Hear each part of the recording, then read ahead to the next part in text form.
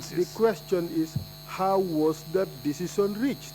I have asked you in several ways, but you kept changing the word without telling us the process of reaching the agreement. It is the process that I'm trying to explain. It was agreed collectively. We all knew what we had to do, what needed to be done, and we did it.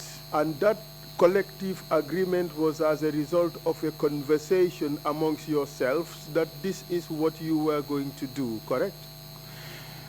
It was after the briefing we all agreed that we needed to quash this, yes. Thank you very much. So that agreement means that it was the council itself, the members of the council who were present there, who made that decision collectively, wasn't it?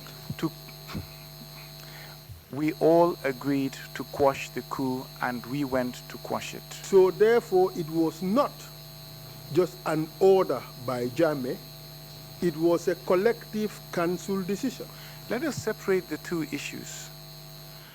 Let us not confuse the executions or the order not to take any prisoners along with the order, or along with the knowledge or agreement that we had to quash this coup. That is exactly what I am trying to do here, Mr. Singhateh. The decision to deploy was not on the basis of an order simpliciter. It was on the basis of a collective agreement by members of the council who were there present, and they agreed to go out there and crush this coup that was in the making. Yes, sir. Good. So the plan to take no prisoners was also part of this agreement, wasn't it? No, sir, because at that time we didn't know whether we would have prisoners or not. We didn't know whether we would even survive.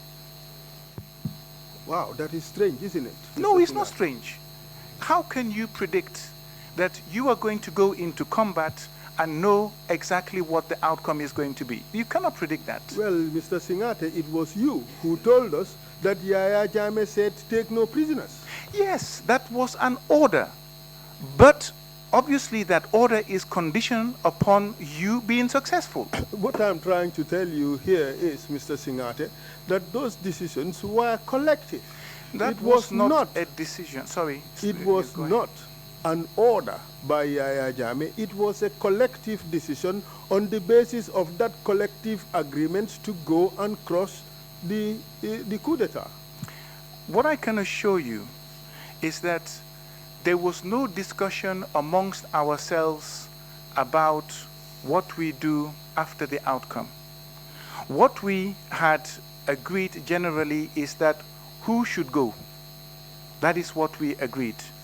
Now, as we were leaving, there was an order, don't take no prisoners. Wouldn't that be a suggestion, Mr. Sorry, Singhateh? what? Wouldn't that, don't take any prisoners, wouldn't that be a suggestion? No, that's not a suggestion. You were a council, Mr. Yes, Singhateh.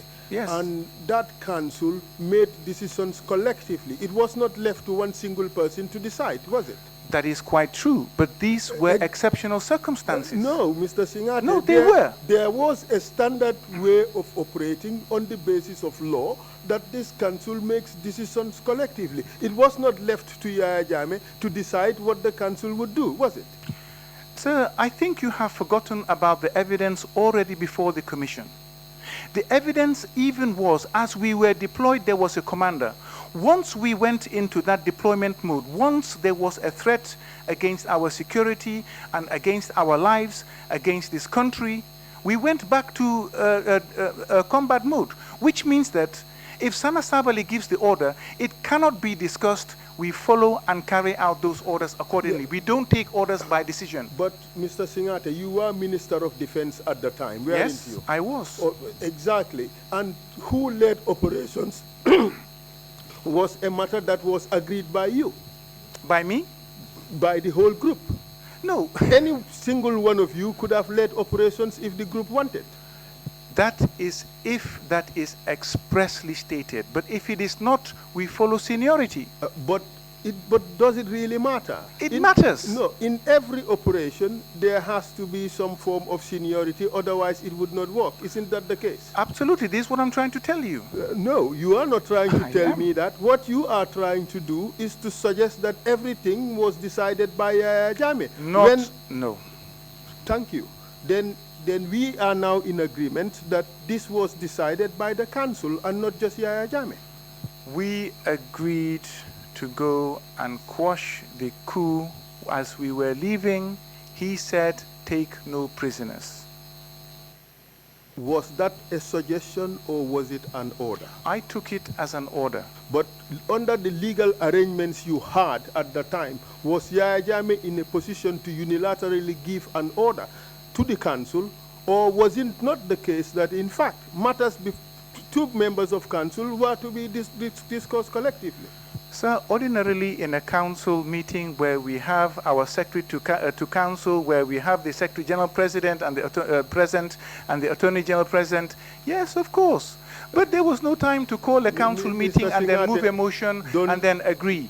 As we were leaving, he said, "Don't take no prisoners." That is what he said. Mr. Singhateh, don't make a mockery of the arrangements. I am not. I'm trying to explain to you exactly what happened. What I am telling you is that Yahya Jammeh was in no position under the legal framework to make such an order. The council members who were present had to agree to this. Sir, he was the head of the council. He has certain powers. Yes, but did that make him, did that clothe him with legal authority to make such an order? Yes, it did. Well, I beg to differ, Mr. Singhateh. That is the reason why you had to collectively talk about what you were going to do. Absolutely not. Okay, well, especially with regards to that, because we were departing. So we didn't come back and say, okay, what should we do if we catch prisoners? No, that never happened.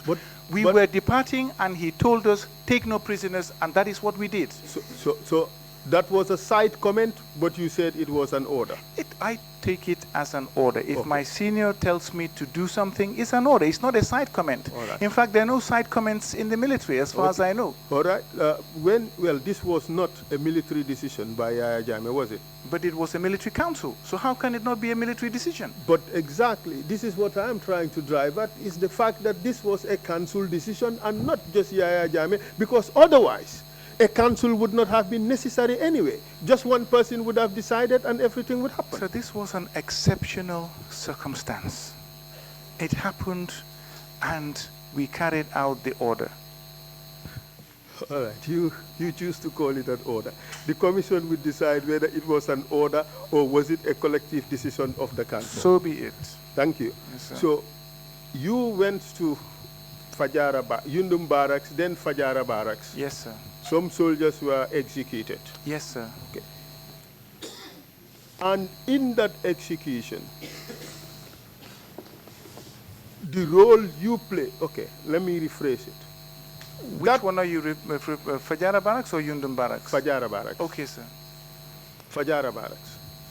And the execution of the prisoners at Fajara Barracks was pursuant to what? It was pursuant to the order that we had to take no prisoners. But wasn't it also pursuant to the collective decision of the council to go and cross the fighting? No, crushing fighting and what you do subsequently are two different events. So Mr. Singhateh, this is interesting. You are trying to create a very smart way of distinguishing a decision in which you participated in from an isolated order by Yahya Jammeh, supposed isolated order by Yahya Jammeh, and you want to pin the actual crime to the order by Yahya Jammeh and not to the decision of the council in which you participated. This is still part of the same strategy of saying, oh yes, it is them, it's not me. Can I respond? Please, go ahead. You will allow me to respond properly? Yes. Okay, sir. First of all, during the course of this commission, you yourself have distinguished the fact that those who did not die in the fighting in crushing the coup and the executions. Because if they had died during the act of crushing the coup, then they would not have been executions.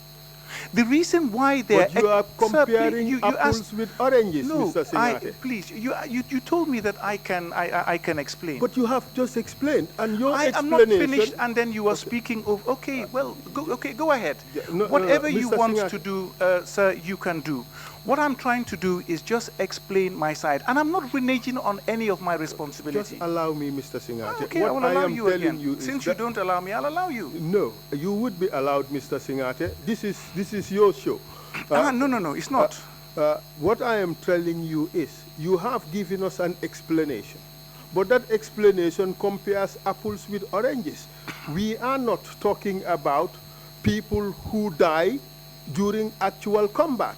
That is not the issue we are talking about. What we are talking about here is a decision of the council. You're trying to separate a decision of the council to which you are a part from an order by Yahya Jammeh which you did not make, and want to attribute the violation of the law to the orders of Yahya Jammeh, but refuse to acknowledge that the decision in which you participated in is also responsible for those violations. So you're trying to isolate yourself, shield yourself from responsibility. The same strategy. It is them who did it and not me. That is what you're trying to do here.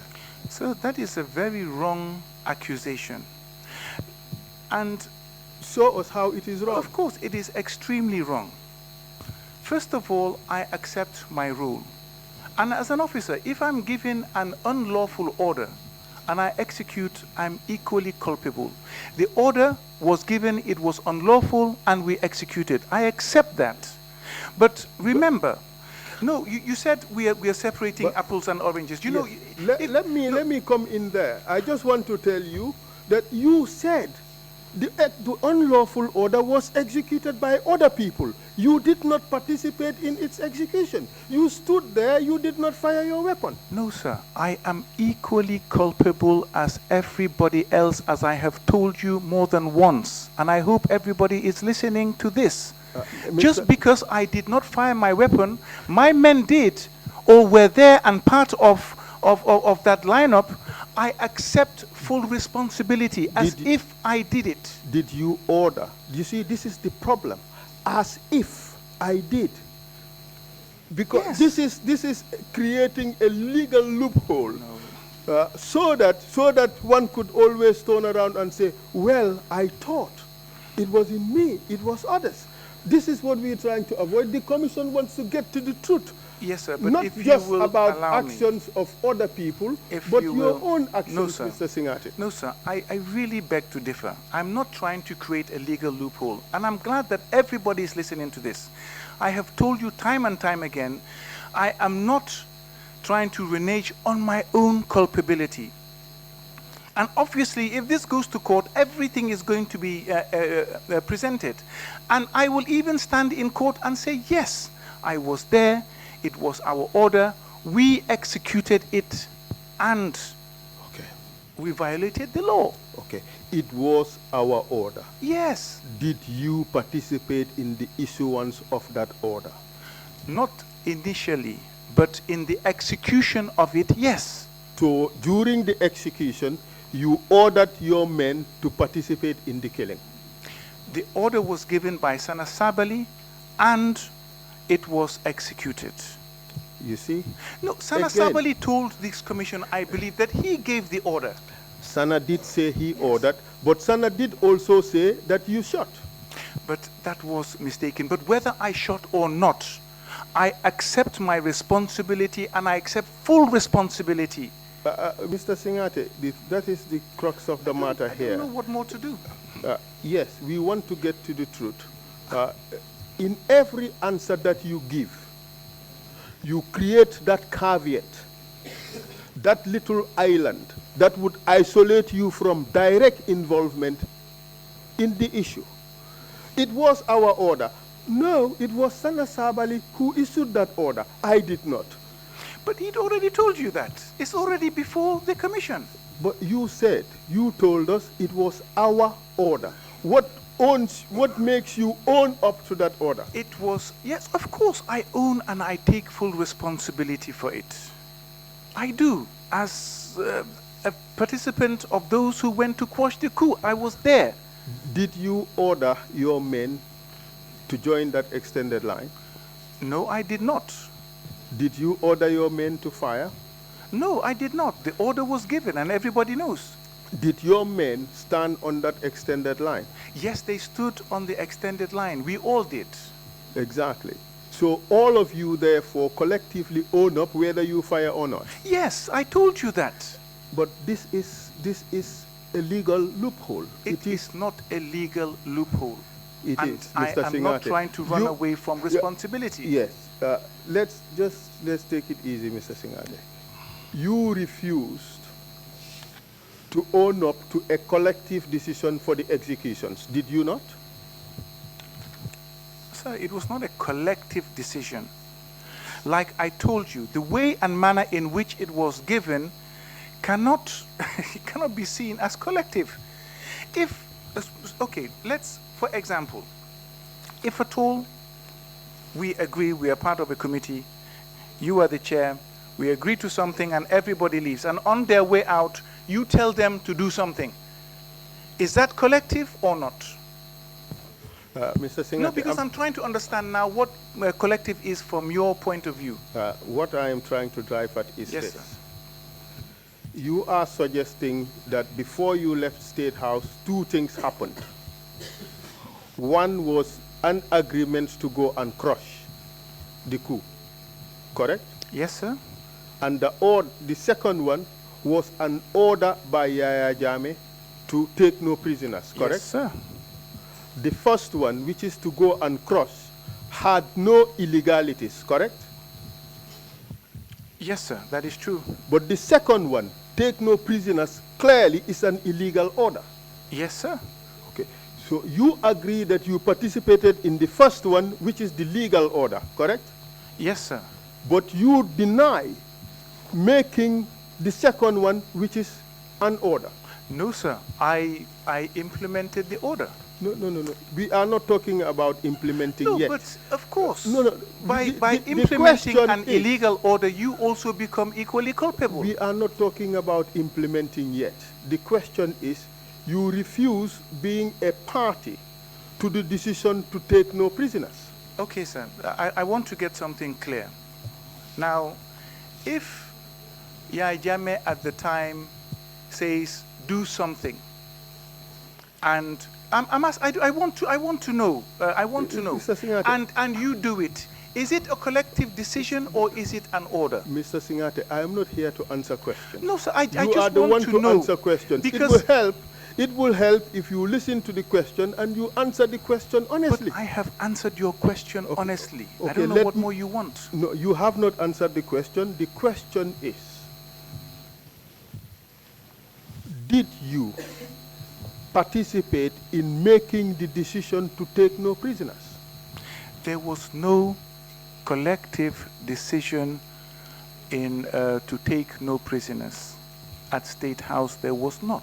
That is your testimony. That is my testimony. So essentially what we have is one legal order, one legal decision, and an illegal order, correct? I believe so, yes. So you participated in the legal one, correct? Generally, yes. You did not participate in making the illegal one. There was one person who gave that order, but and that just was answer Jammeh. the question. It's a simple I yes was not, or no. I did not suggest it to him. I did not ask him to say it. You could easily say no. I did not say no. Yes, I did not say no. I have told you that. We went to execute. I'm not talking about executions yet. You did not participate in making the illegal order or the illegal decision, correct? Yahya Jammeh told us take no prisoners. You can simply answer yes or no. Okay, no. Good. So the execution, the implementation of the illegal order. Yes, sir. That is kill, don't take any prisoners. Yes, sir. Which means execute prisoners. Yes, sir. Did you physically participate in that? I was physically there and I partook. How did you partake? Because I didn't stop it. I was there in the line. We were ordered to shoot, even though I did not discharge my rifle, but I'm equally culpable. I'm not removing myself from that. You see, the commission would make its decision on these things because it's quite obvious that you are just accepting those bits you believe are lawful and you deny and run away conveniently from those that are unlawful. Because for that implementation of this so-called illegal order, to which you did not participate in making, you just told the commission. You did not fire your weapon. You were simply there as a bystander. That's what you said, isn't it? Madam Chairperson, if I may, for the record, I participated. I am not reneging on my responsibility for the execution of the order, and I take full responsibility for my actions. Whether I discharged my weapon or not, I want you to know that I was there, I was in the line, I take full responsibility, and I'm not running away from it. And I'm deeply remorseful for it. So please, once you are making your decision, please remember that I am not running away from this response. Even if you take me to court or prosecute me for it, I will agree that yes, I was there and I participated, it was wrong and illegal. In that case, Mr. Singhateh, would you plead guilty to a charge of murder? Sir, if it came down to that, I would. Of course, sir. So you say you are guilty of those two murders? Absolutely. Thank you very much. And this is all I was trying to get. But you should have just asked in that manner Mr. rather Singer, than trying because I have told you, I have offered my full cooperation. But yet you still insist on trying to drag me through the mud in this manner. It is unnecessary. No, I am trying to get out the facts and make sure that there is no hiding inside legal loopholes. Who is hiding? All right. This is what Senator Sabali had to say on this. He said, we went to State House, and then I asked what happened. He said, and we discussed about the capture of Barrow and the killing, and then we continued back to Yundum Barracks. So I asked him, at State House, who did you meet? He said, Chairman Jame. After the killing of Basiru Barrow and Dotfal, where did you go? Well, sir, I hope you will differentiate the order when we were leaving State House initially from what you have just read. I will definitely distinguish them. Okay. This just sets the space for what would come later. I mean, there was obviously 2 more trips to Yundum Barracks, but the evidence would have to come from you. Yes, sir. When we had returned to State House and we left State House again for Yundum Barracks, we went and there were some further executions.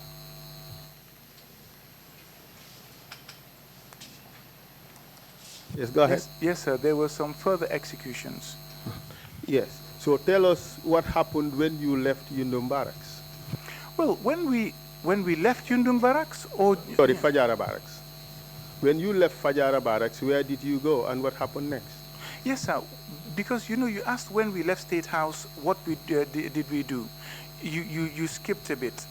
No, I just read that portion to set the stage for what is to come after you guys left Fajara Barracks. I'm sorry if you think I have misled you, but tell us what happened after you finished your operations at Fajara Barracks. Where did you go? After we finished at Fajara Barracks, we proceeded to Yundum. Proceed, please. Yes. When we arrived at Yundum, Sana Sabali had given the order that the ringleaders should also, that were in the cell, should be executed. And we did so. And who was executed? I believe there was Fafa Nyang, I believe there was EMCC, and one Sergeant Kamara. Can you tell us how that order was executed? Yes, sir. They were ordered out of the cells, and the soldiers around were asked to shoot them. Who asked to shoot them? Well, as Sana Sabali had given the order, I had also instructed the soldiers shoot them, and they shot them. So you accept that you also gave an order for the soldiers to shoot? Yes, sir, I did. Fafanya. I agree to that.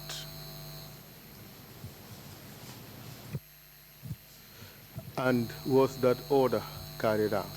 Yes, sir, the order was carried out. Fafanyang was executed. He was, sir. And for the first time, Mr. Singhateh, you have owned up to direct contribution to a killing. And this supports the evidence that we have. Lieutenant Marong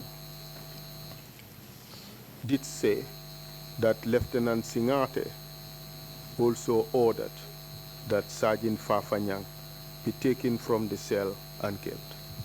Yes, I just want to state something for the record. Please.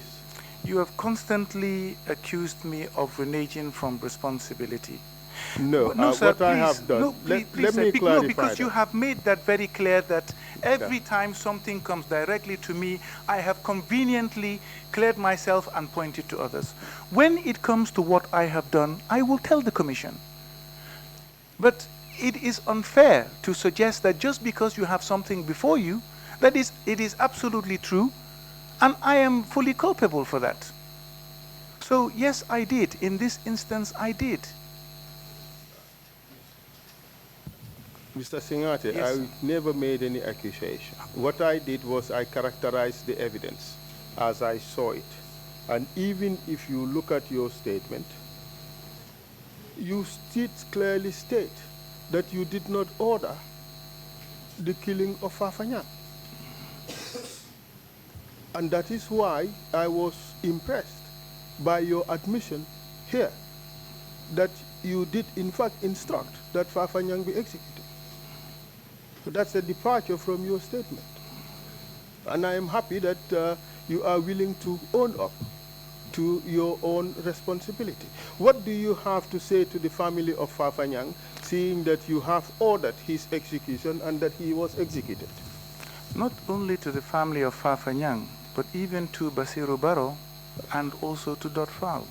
We would come to all yes, that. but still, whilst I have the opportunity, I would like to apologize profusely or profoundly for my actions. They were wrong, they were illegal. Fafanyang was a comrade and a colleague. True, we felt threatened by them, and we felt that we would have been executed ourselves. But that does not justify what we did. And I wish that we could go back and reverse some of these actions, but we cannot. I cannot imagine how the families of Basiru Barrow, Lieutenant Dotfal, and Sergeant Nyang had felt. I can only imagine if it was me, how my families would have felt, how my family and my friends and my loved ones would have felt if they had lost me. And there is no measure or no words that I have to express my regret. And I am sincerely apologizing, and I hope that they can find it in their hearts to forgive. If they cannot, I fully understand, because what happened was despicable. It should not have happened. We were under pressure, true, not an excuse. Our lives, we felt threatened, true, not an excuse. We should have risen above that. But at that time, we could not. We were young, we were angry, And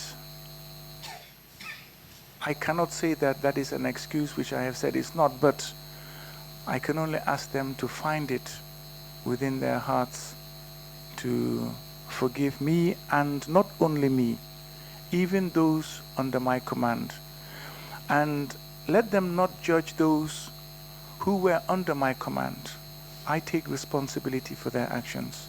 Some of them are very good soldiers, and in fact, they are very good soldiers. They would never have done this on their own. It was our fault as a council, and I deeply regret it.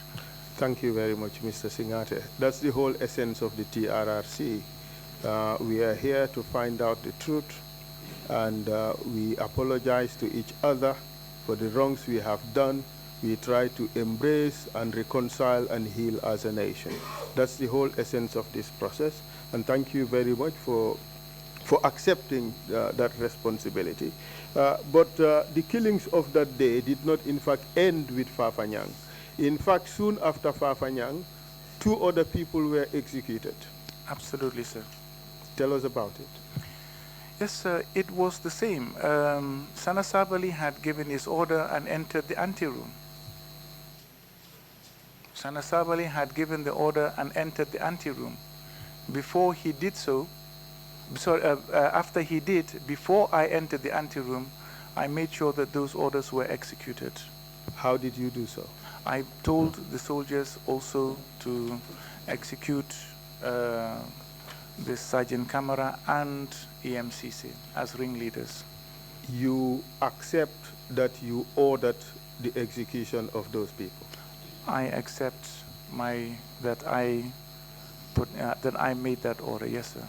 And the order was implemented? The order was implemented, sir. And Basiru Kamara and EMCC were executed? Yes, sir, they were. And you know fully well that that was a crime, wasn't it? Sir, I have said from the beginning, everything was wrong, it was unjustifiable and illegal. It was a crime. I fully admit.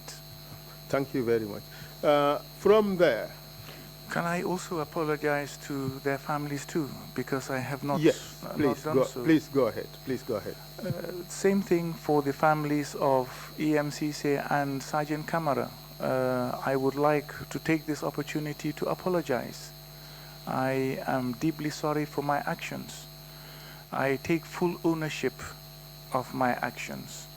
And like I said with the previous apology, I can only imagine the pain that they would have gone through, not knowing what happened to their father, their husband, their son, their brother, and I am deeply sorry. I can only pray that the Almighty Allah will instill forgiveness in their hearts towards us. And if they can find it in their hearts to forgive us and forgive me and everybody else, then it will be deeply appreciated. This is an act that happened and it should not have. All of these people, like I mentioned, were good soldiers. In fact, the reason why I have never played the blame game is because they're just like us. I could have died on 1994, just like they died on November 11th. And because we came through a military coup, I cannot say that I blame them 100% also for trying to depose us. If you live by the sword, you die by the sword. So I fully accept my actions, and I would really like to express to the families my regret, my sorrow to my actions, and also to apologize to each and every one of them. I am deeply sorry. Thank you, Mr. Singhateh.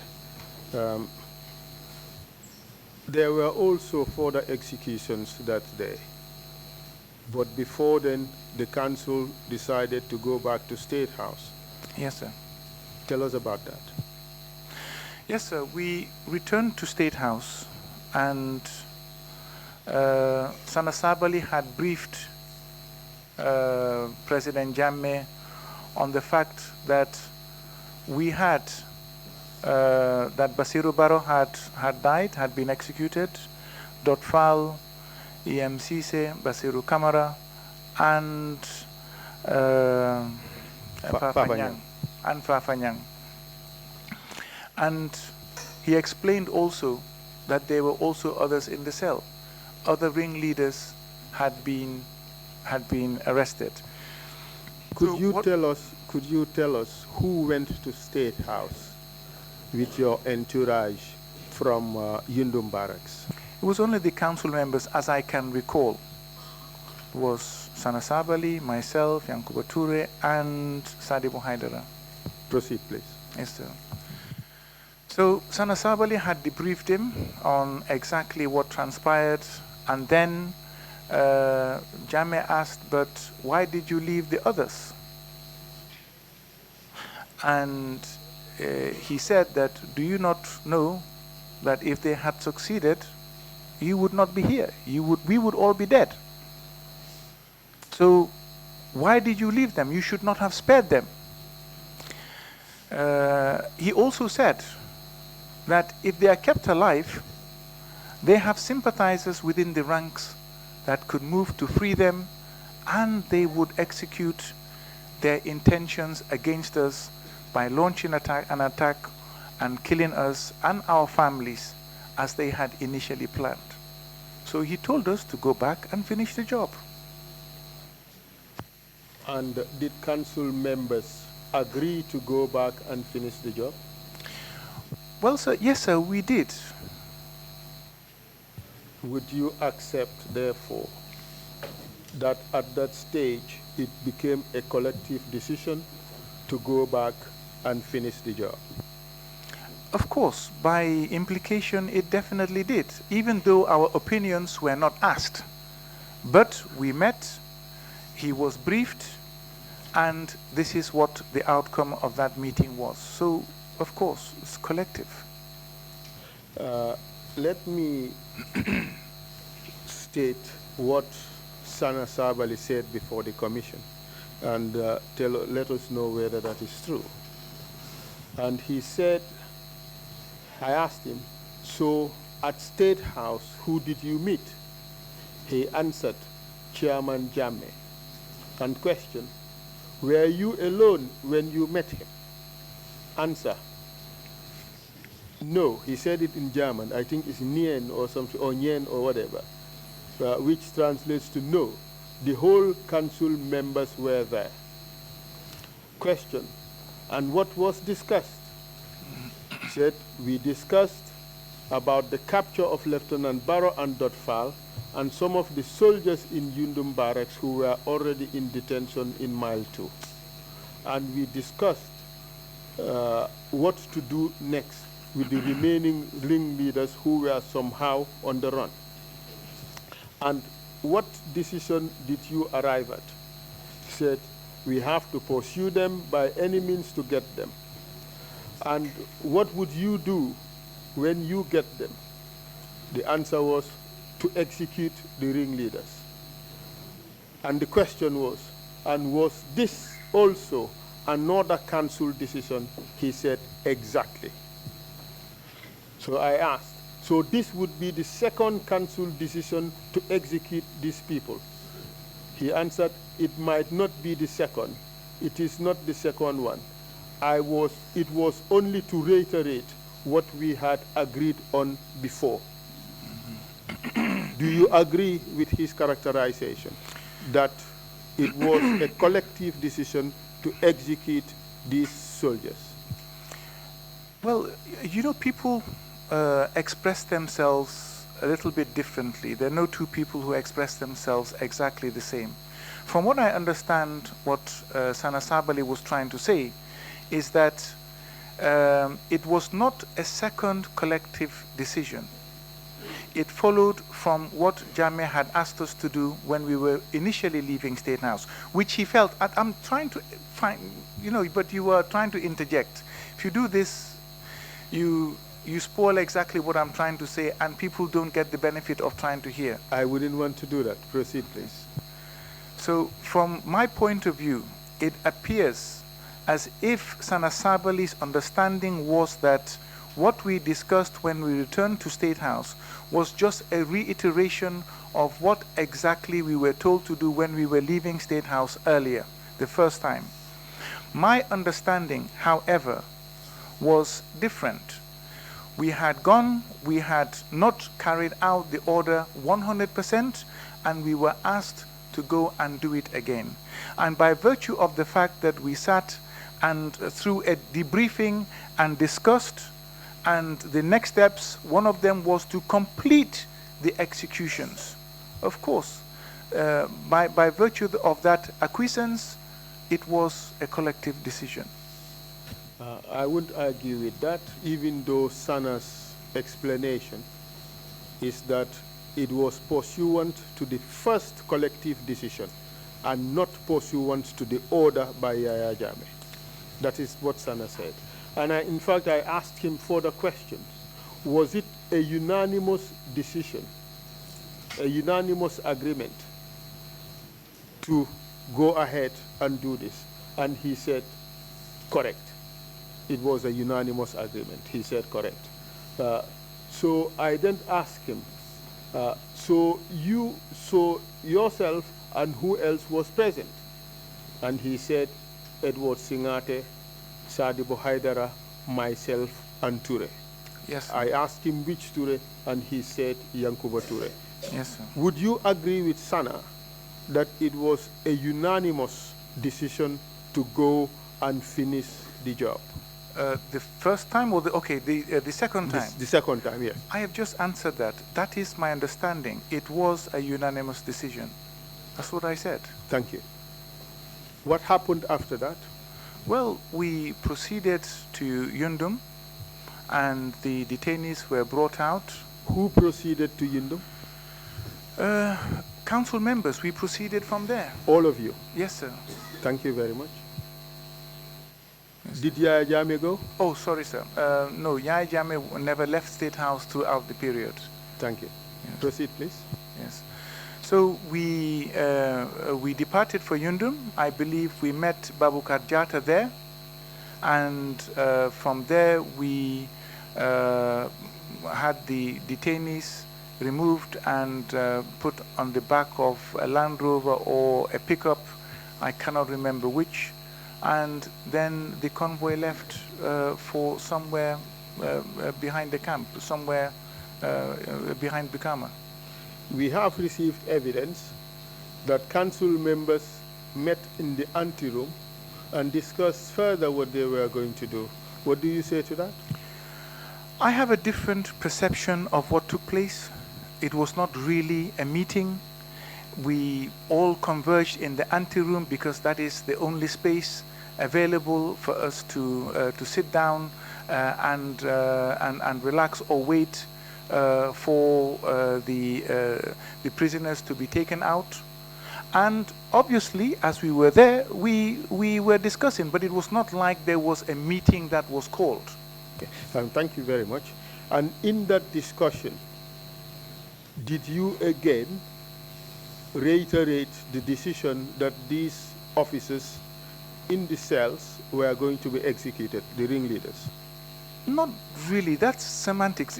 We already had the order. We already knew exactly what was going to happen. There's no need to reiterate exactly what we were going to do. What I do believe was happened was that it was explained to Babukar Jatta that this is exactly what was supposed to happen.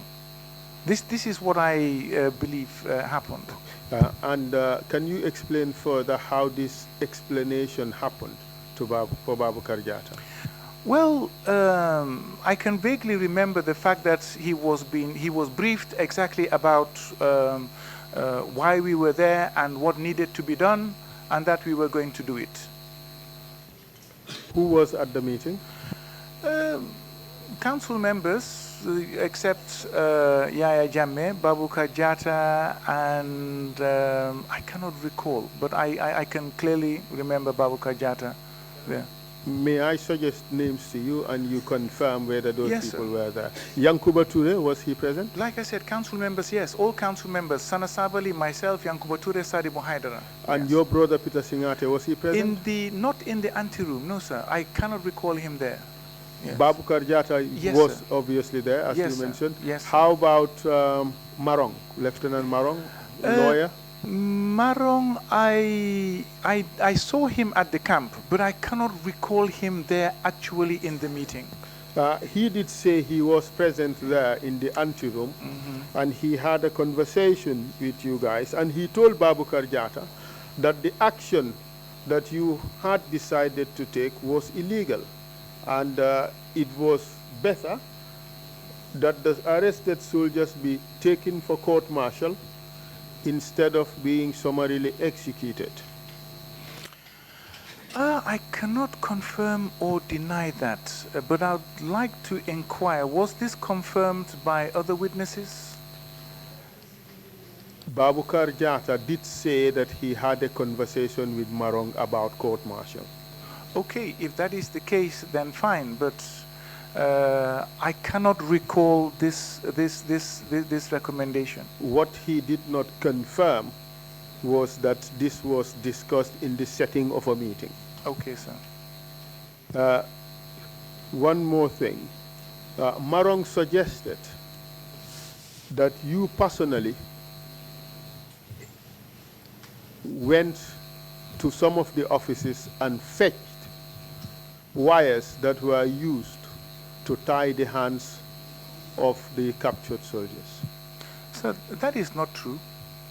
As an officer, I don't need to go and start looking for wires. If I want wires, I'll send for them. I'll send either my orderlies or a junior soldier. Did you send for wires, or did you personally fetch wires? No, sir, I did not personally fetch wires.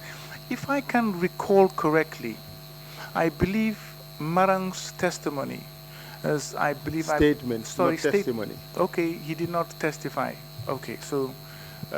you see, this is... I cannot mislead. I have to... No, of course, because I was informed. I was told that he said that I went to the signal room to get wires, and this is what I want to, to explain, to highlight. You see, I was posted to the infantry battalions. I've never been a signal officer, and I'm not familiar with the signal room and the offices therein, so I would not have known whether they had wires or not. So that statement is inaccurate. Did you order anybody to fetch wires? No, sir, I did not. The commission conducted exhumations of the remains of those who were executed that day, and what we found, what the investigators found, was in fact that wires were used to tie the hands of these people, of the victims. That obviously supports the statement of Marong, except for the fact that we do not know where the source came from, whether it was you who provided it or somebody else. But let's leave that. No, but let me just say one thing. I agree, they were tied. They definitely were tied. And the reason for them being tied was to make sure that as they're being transported, they don't jump off and escape. But I did not go and get the wires, and I did not tie them. Did you order them to tie? No, sir, I did not order that. If I did, I will tell you. Who ordered that they be tied? I cannot recall, to be quite honest, to be candid, I cannot. But at this stage, was the illegality discussed at all? No, it was not. Did Babukar Jata offer any resistance to your planned illegal action? No, he did not, but I do not blame him for not doing that. No, we're not asking no, you but to yes, attribute... I know, but I just have to give this explanation so that people will understand that he was also under pressure, and it was not that he was encouraging us to do so.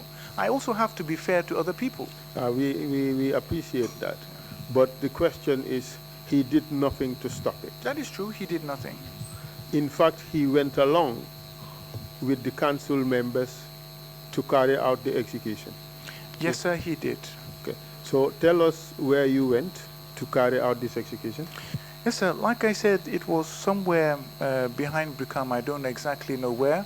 We were following the convoy, and when it stopped, The soldiers were, the prisoners were quickly ushered off the vehicle and then just taken to the side of the road, shortly in the bush, and shot. Can you give us the details about how this shooting was carried out?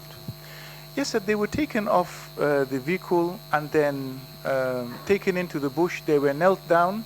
Sana Sabali ordered for the soldiers that had accompanied to line up and open fire.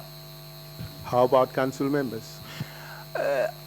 I don't believe that Yankuba opened fire. I don't believe that Sadibu Haid. I don't even believe that Sana Sabali himself opened fire. Do you believe that you opened fire? The easy way out would be to say yes. Yes, I opened fire, and just like everybody else. No, the easy way out is to deny responsibility But completely. no, because that would not be the easy way out before the TRC. But what I'm trying to tell you is that they were there, we took them there for that purpose, and they were executed under our command and orders. Well, for your information, Sana Sabali said yes, he fired. You see, there was no need for officers to fire. The men were ordered to fire, and they fired. He also said you fired.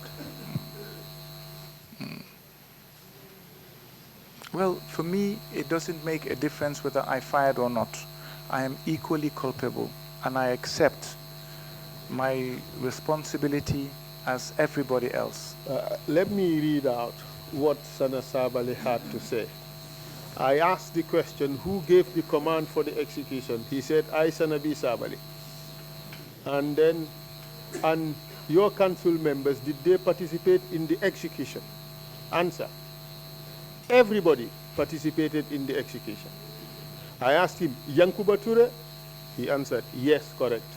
Sanabi Sabali? Correct. Edward Singhateh? Correct. Peter Singhateh? Correct. Sadibu Haidara? Correct. And all of you participated in the execution? He said, yes. Is he lying? I'm not saying that he is lying.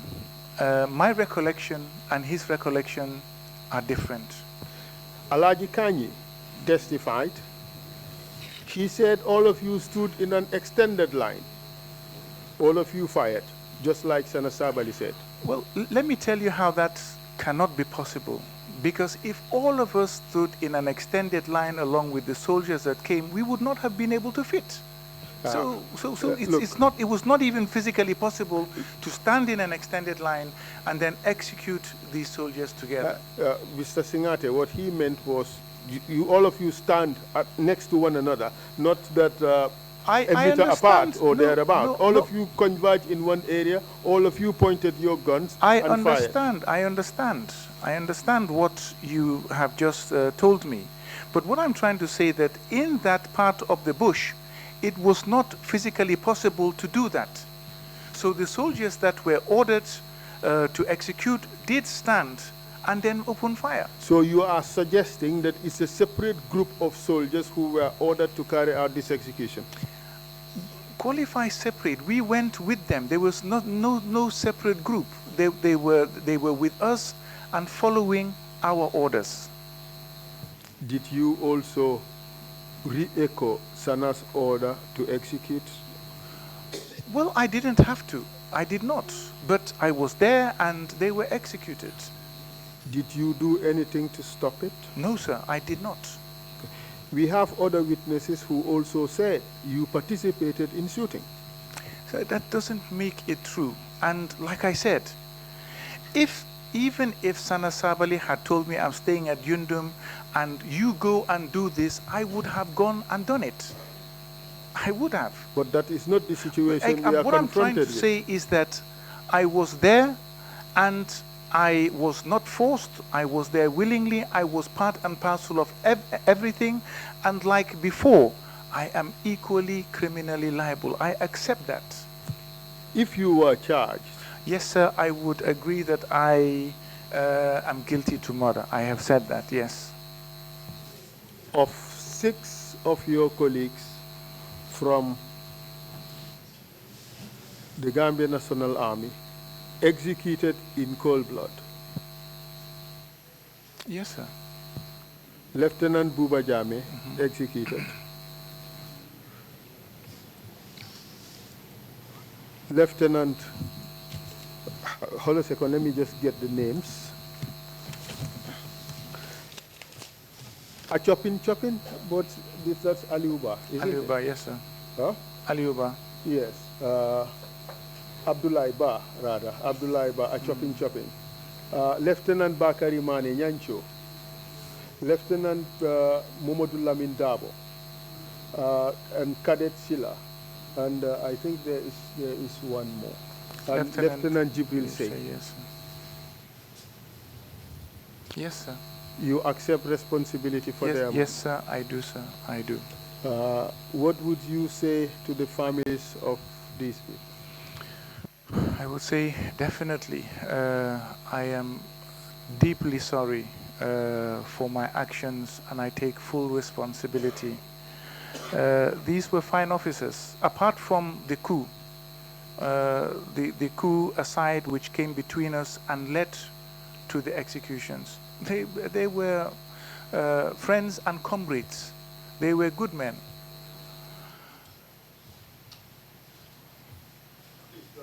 They were good men. Yes.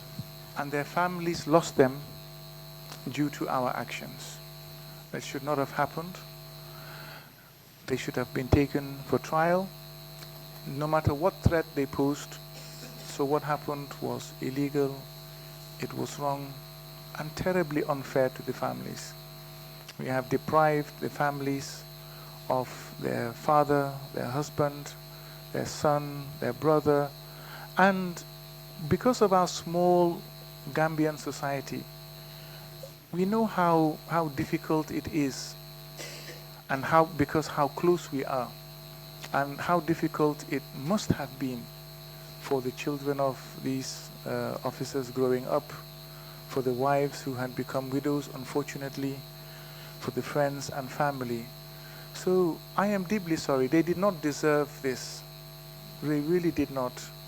And I really do seek forgiveness and hope and pray that they can find it in their hearts to forgive. I really do hope and pray, even though they have been hurt to an extent that is inconceivable. And it happened, and I am deeply sorry. I would also go further, sir.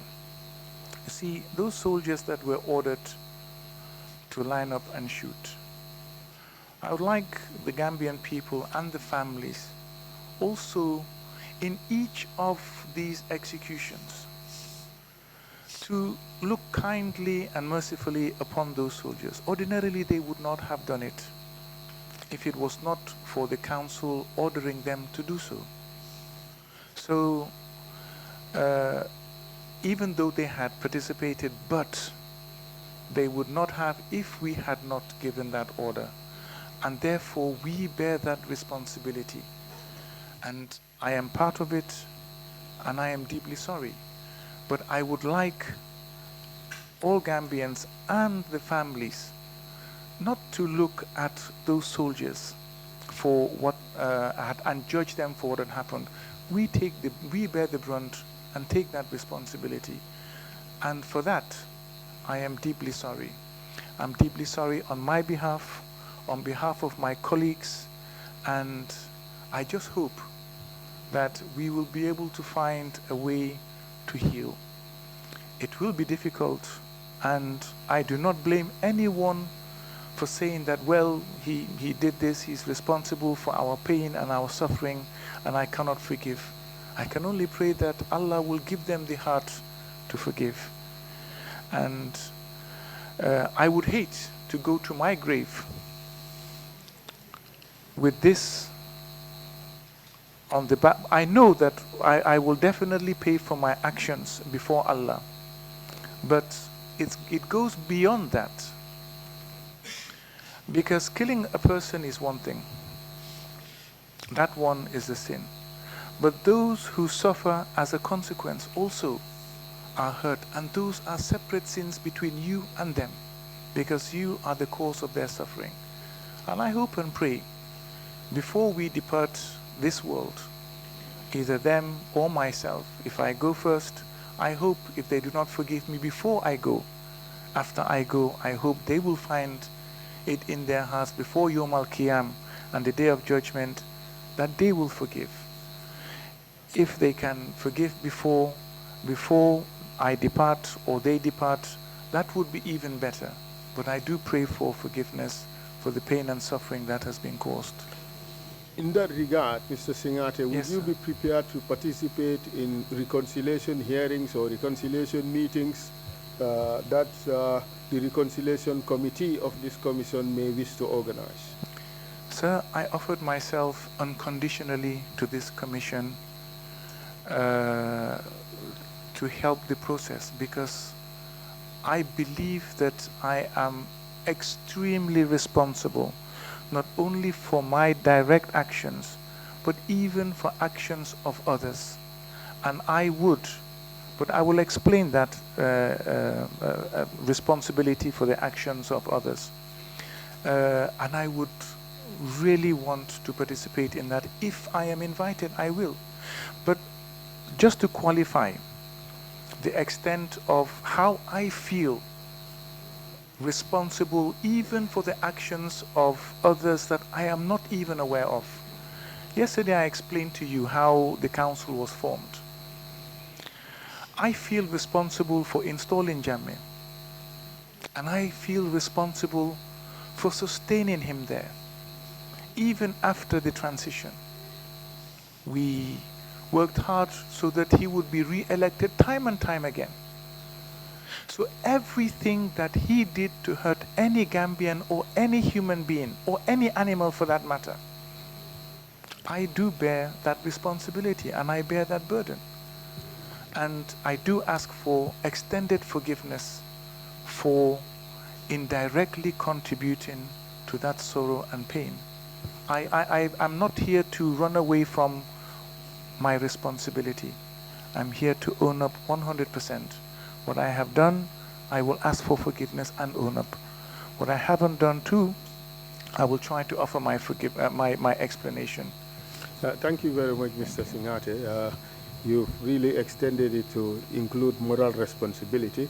The Commission would focus mainly on the issues of legal responsibility, and the rest, well, I hope the Gambian people would have it in their hearts to forgive. So, on that fateful day, day before Remembrance Day, you, Edward Singhateh, and members of the AFPRC Council ordered and supervised the execution of 11 of your colleagues. You agree to that? Yes, sir. And after these executions, what did you do with the bodies of your colleagues? They were buried in Yundum. Buried or dumped? Buried. Dumped means you just go and throw something. Buried means that you actually physically bury them. Were they given a burial befitting fallen soldiers of the Gambia National Army? No, sir, they were not. Can you explain what happened and how it happened? Well, I was not there when they were being buried, so I cannot exactly explain how the process went, but I know that they were buried at Yundum. In a mass grave? I believe so, yes, sir. Did you, in the army, offer an explanation to the families of the victims? I don't believe so, no.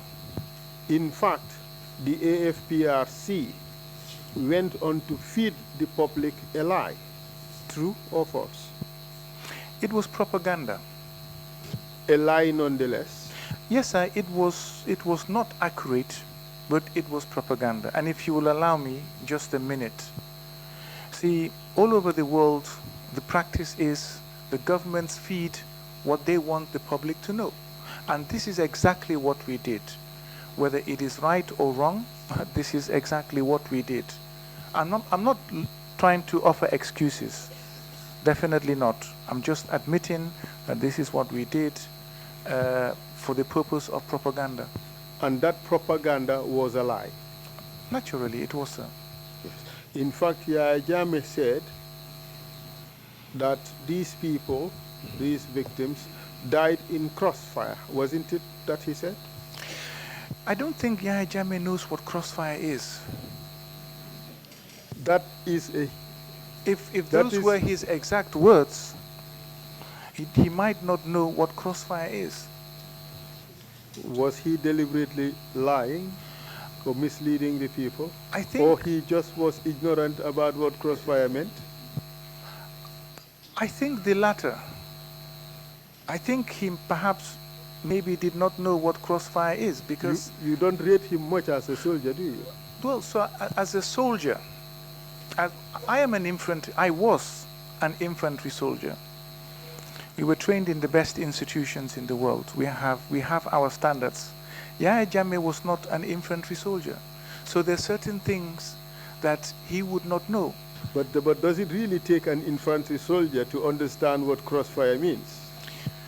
Well, sir, you can go to school with somebody and he can be a genius and you can be less than a genius. Are you suggesting Yahya Jammeh was dumb?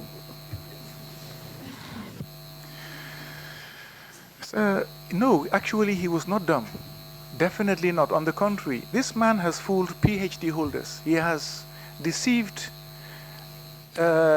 intelligent people, very well educated people, intellectuals for how many years? He's not dumb. You cannot underestimate him. That is why I am suggesting that he in fact knows fully well what crossfire is. Maybe the technical terminology. Perhaps he got that one wrong. Otherwise, he would not have used that in that context. It just doesn't make sense. Anyway, perhaps I should withdraw that word. It may be a mischaracterization. All he suggested was that these people died during the fighting. If he had said that, then it would have been more reasonable. But to say that they died in crossfire, that we were fighting with somebody else, and they died in that crossfire. Yeah, no, well, if people die in fighting, it would have to be crossfire. No, not crossfire. Crossfire is when you have two units engaging each other and the crossfire hits somebody in the middle. Wouldn't it be... Well, that betrays then my own ignorance and not Yahya Jammeh's ignorance of what crossfire is. Well, it's excusable for you because you are not a soldier. You don't... You know. But so... Okay, let's leave it at that he suggested that these victims died during the fighting. Yes, sir. That was false. Sorry, sir? That was false. Yes, sir. Was it a collective decision to feed falsehood to the people? I don't know who drafted what Yahya Jammeh said. I cannot recall how it came about. But we did accept that there had to be some kind of information fed and some kind of explanation given to the wider public. The first statement was read out by Sana Sabali at Radio Gambia. Yes, sir. And he also suggested that people died during the fighting. Sir, it's propaganda, sir. And I would point to any conflict worldwide. When one side says that, well, we killed 100, the other side said, no, it was 5, we killed 20 of them. Half of it is inaccurate and not true. The real figures stay in the field and close to the chest of the commanders, so that morale can be maintained and public security also can be reassured. There is a reason for that kind of propaganda. That may very well be the case. My own side of it is that the public was misled as to the truth of what happened. Well, sir, yes, sir, of course, in a nutshell, that is true. But like I said, it was for propaganda purposes. And that was not really the end of the events of November 11. Alaji Kebe was arrested and was shot. Tell us about it. Yes, sir. Alaji Kebe was arrested as being part of the coup. And he was brought into the guard room where he was, at Yundum, where he was being interrogated. And Sanasabali was the one who was interrogating him. He was shouting on him and threatening to shoot him and threatening to kill him. And I could see it was yielding no results. So I told him, sir, let me take over. So I sat in front of him. He was seated directly in front of me. And I withdrew my pistol. Listen. And I withdrew my pistol. Okay, you're looking for something to counter what I'm about to say. Of course, okay, Mr. yes, Singhateh, you know how it is. You know how it goes. Okay, you know I the can drill. see the drill. But just because it's there doesn't mean that that is true. You're anticipating that your no, statement would be contradicted. No, because now I've got to, every time you look over, I know what is going to come next. Yes. Nonetheless, I took out my pistol and I pointed it at his knee. Well, after asking him a couple of questions, he was mum, he was not responding. I took out my pistol and I also threatened to shoot him in his leg. However, there was a round that was discharged and it entered his thigh. As soon as I noticed that, I got up, he was bleeding profusely, and I had ordered that he'd be rushed to the clinic. Now, what I do know is that Alhaji Kebe has said that I was the one who shot him. What I want to make absolutely clear is that I take full responsibility for it. It is my fault. He was under my okay, sir. Yes, sir. Before you take full responsibility, yes, sir. Let's try to go back to the facts. To what somebody else has said. Yes, there is a different version. Yes, sir. And the commission is entitled to both versions. Yes, sir. So that the commission would make up its mind yes, as sir. to which version is true and which version is false. Yes, sir. Or propaganda. So Alhaji himself suggested that he was sitting there face to face with you and you shot him. Well, sir, if you look at the point of entry of the bullet, I'm quite sure that you will find out that from where I was seated, if I was to have shot him, it would have either entered his pelvis or gone through the top of his thigh down into the seat that he was sitting on. Because it did not. Do you think that Alhaji Kebe would not know that?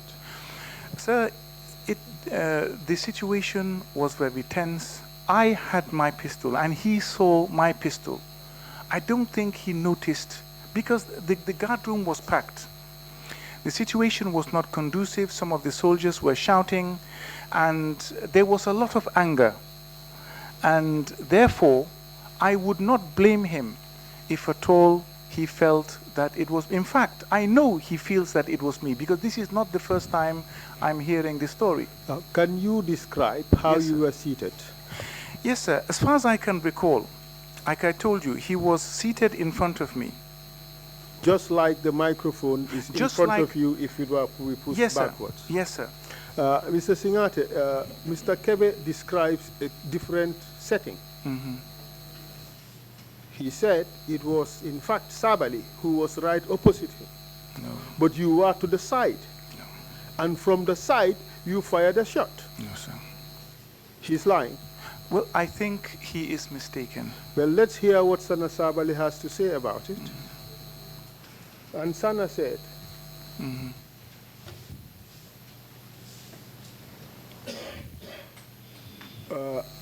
whilst we were in the guard room, some soldiers were arrested.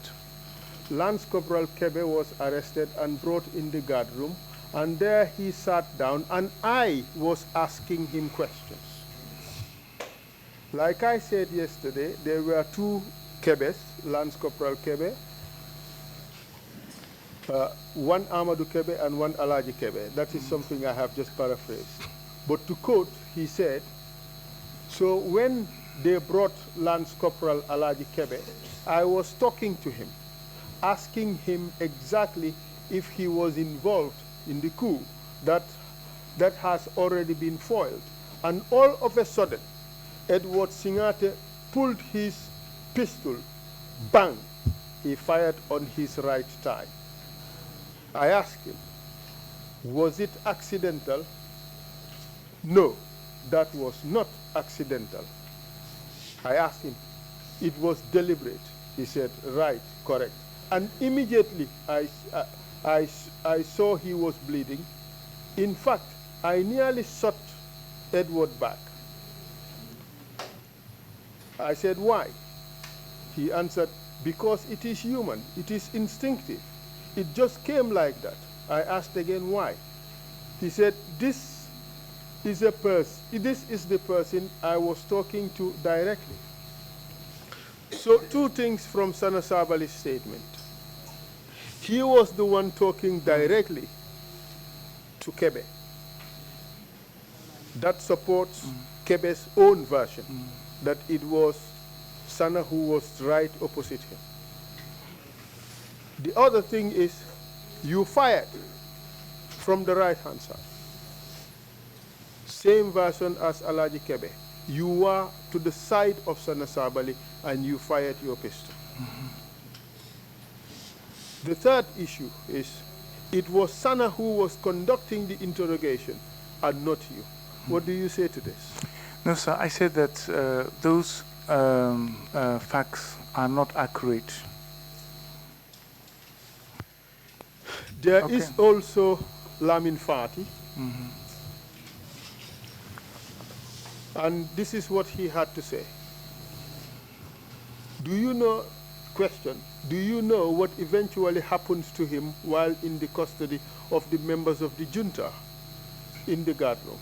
He says, no, in the guard room we were there. I think he was shown a chair to sit down. Whilst I think Edwards was interrogating him, then he told him that you are part of this. He said, no, sir. How can I be part of this? I cannot be part of this thing. And I had pung on his leg. I asked, what happened when you had pump? He said, it is Edward who personally shot him. Three witnesses. So let me just point out. First of all, Sana Sabali said that he was the one interrogating. I think Kebe also said that. But Fatih has just said that I was the one interrogating him. Can I say something regarding just that point before you proceed?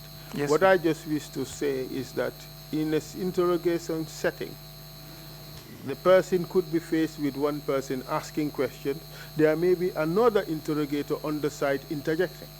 That is just possible, isn't it? Well, so now you're talking about possibilities and could. Yes. What I'm telling you is that what happened that day.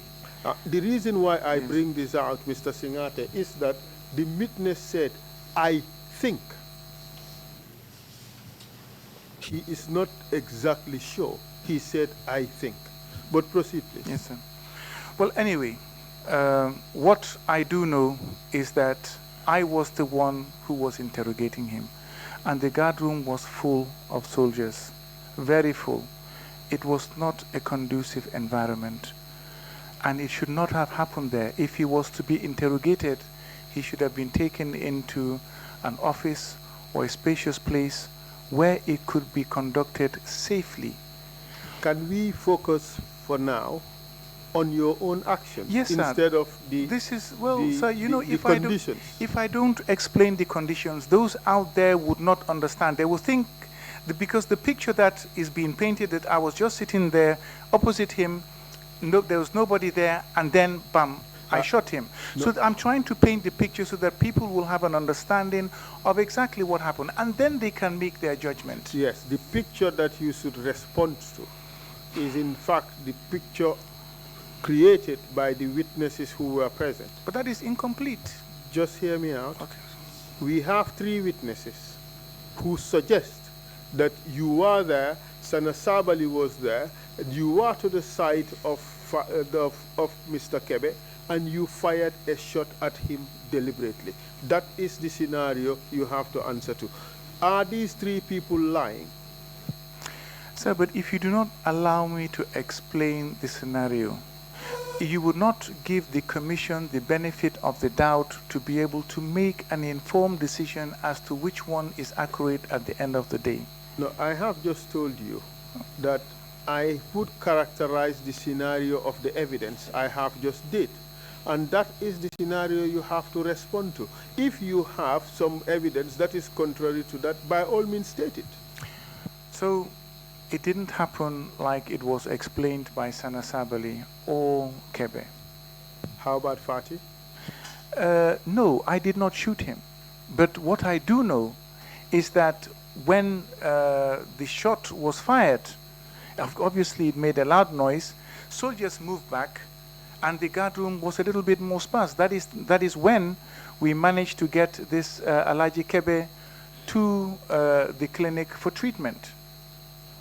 The other thing is, Yes, you sir. suggested that you sent him for treatment. Yes, And sir. Sana Sabali suggested that he did. Well, sir, with all due respect to Sana Sabali, I was the one who got hold of him and asked him, the soldiers to escort him quickly to the clinic. Let's listen to Sana Sabali's version. Okay, sir. And he was asked, what did you say to Mr. Singhateh? And he answered, this is later. We talked together, and the two of us, and I continue. I'll come to that, he meant. Then I attended Alhaji Kebe's foot or thigh. I applied, here it says, the transcript says tonic immediately. Yes. I don't know what that means. Yes, it's a medical term, yes. Yes. I carried him to the infirmary at the clinic in the camp. And then I asked the duty driver, the ambulance and the medic on duty at the time to rush him to hospital so that he could be attended to, so that they could attend to him. No, sir. As far as I can recall, Sana Sabali didn't carry anyone. It's time for the lunch break, Madam Chair. I apologize for taking 5 more minutes. Thank you.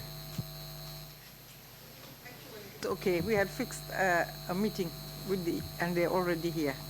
But thank you very much. Thank you very much, Edward. We'll take a break of 1 hour. Is that okay? What's the time? We synchronize? 1 hour. It's 1:30. 1:35. 1:35. We come back at 2:35. Thank you, Madam Chair. Thank you. Okay.